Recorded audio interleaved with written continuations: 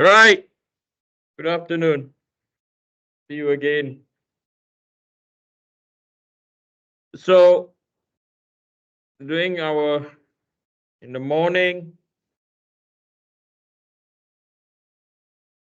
we plot. So, where are we? Okay. So, let me quickly recall. We know in the cross section, failure will occur at the intersection between the flange and the web. And then there we on the longitudinal analysis, we are now going to locate where we have the highest Vmax, what location we have on Mx, and then is there a point that has a balance of high or relatively high magnitude of bending moment and shear force. And we have located 3 points. Okay, so we have located 3 points. So the first point that we have located is x is equal to 0.8, x is equal to 2.4, and x is equal to 3.2. Okay, so at x, so let me write down the values at x is equal to 0.8 meters. The shear force, going back to our shear force diagram again, is at 80 times 10 to the power 3.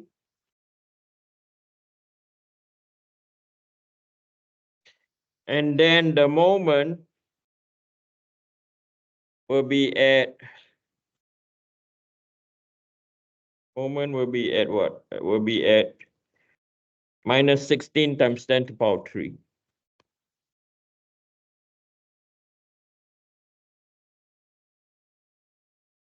And then when x is equal to, I think the next one is 2.4 meters, v is equal to 0, but m is equal to what? M is equal to 48. Somehow my 48 went missing. Okay, so this is 48 times 10 to the power 3 Newton meter. Okay, so this is 48.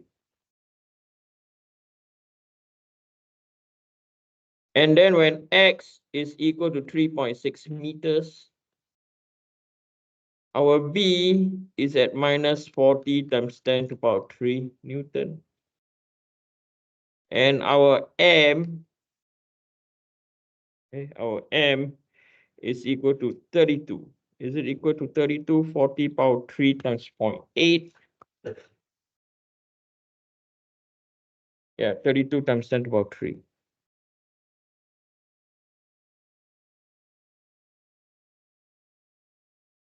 Right? So over here, we can see that the first point, we have a Vmax. Our second point, we have a Mx. And our third point is we have a good balance of both, yes or no? We have a shear force and bending moment. Now the next thing comes is how are we going to orientate the element? I repeat again, how are we going to orientate the element? Okay, so coming back to this diagram,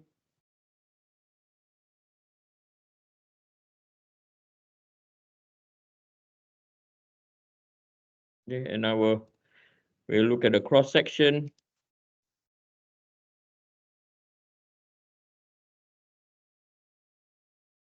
So we know that this is our X and Y rotation about Z.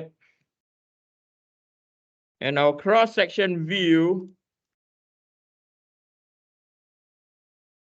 this is our I have to be careful down here, right? Because I label this way. So this is our Y, and this is our Z.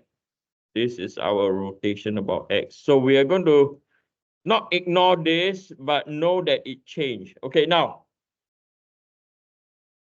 how are we going to orientate the elements? Okay. So if by looking at the shear flow, right, or looking at the normal stress, we know that the normal stress we calculated is based on stress X is equal to moment about Z over IZZ multiplied by Y. Okay. And then based on the shear, we know that we are going to use what? We are going to use thin wall analysis. And you all could remember that we have this, yes or no?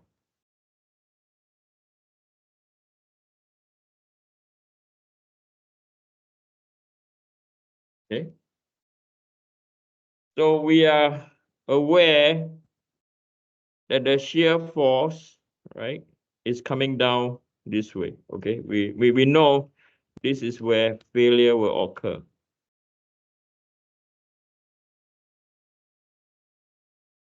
Okay. So if this thing were to break, right, how is it going to break? Right, if this thing were to break, how is it going to break? So it's going to fracture in this direction. Okay, so I don't know exactly where yet, but we know that this is the fracture direction.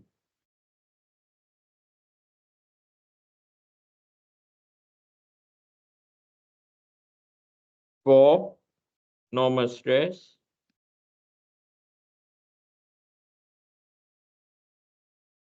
right? The fracture direction in shear, this is the fracture direction in shear. So if you were to look at the fracture surface, right?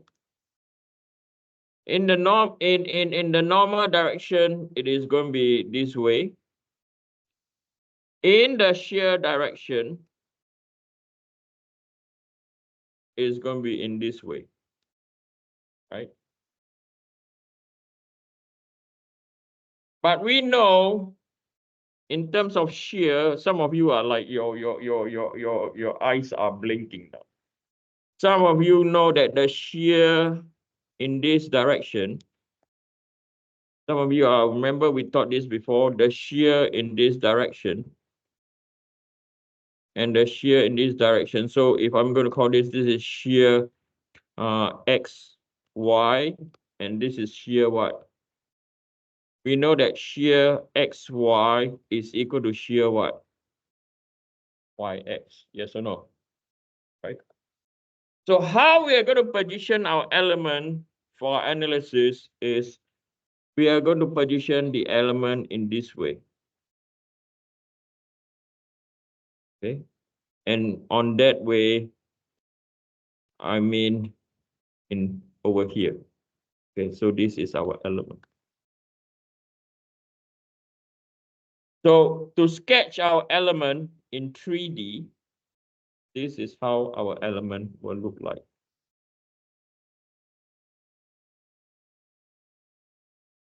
This is X, this is Y, and this is our what? Our Z. Okay, so to sketch our element will look like this.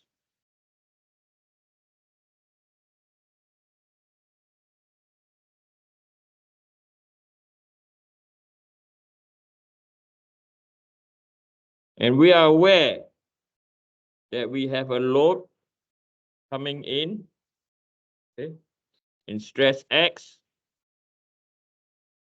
and we have a shear going in this direction, and this is our shear XY, and this is our shear YX.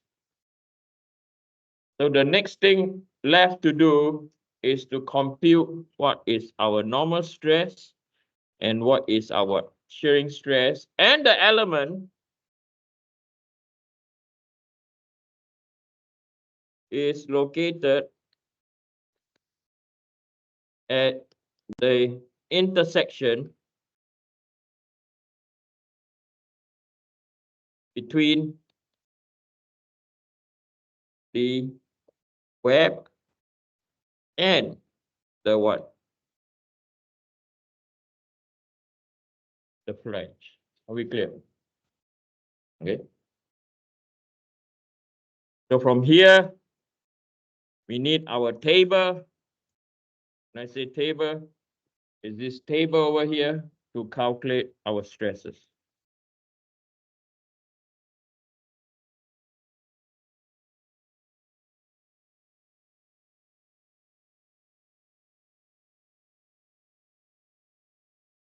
So the element or the structure we are going to use is 28.4. Let me recall. Yep, it's 28.4. So these are the values that we're going to use. Okay, these are the values we're going to use. Okay. So let's calculate our normal stress X. Or before we calculate our normal stress X, let's analyze where X is equal to 0.8 meter. Okay, where X is equal to 0.8 meter, these are the values that we are going to use. Okay. So normal stress X is equal to mz over izz multiplied by y. For this case, we are only interested in magnitude because the structure is axis symmetry, positive or negative. You're going to have the stress max or stress mean. The magnitude is going to be the same. Okay. So moment about X or a moment about Z. Okay, so moment is equal to 16 times 10 to the power 3.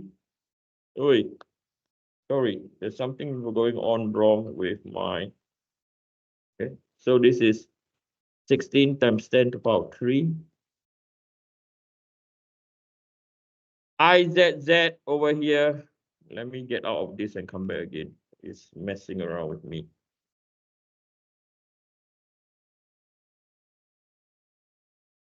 So we know that our ZZ is our is XX over here, right? Because why?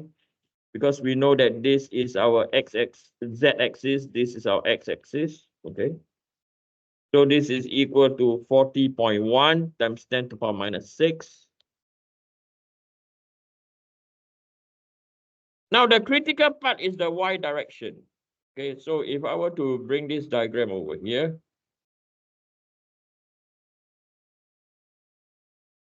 right? So the Y direction that we want is up to here, right? Because we say that failure will occur at this point. So that will be D divided by 2. So D divided by 2 is 0.259. 0.259 divided by 2.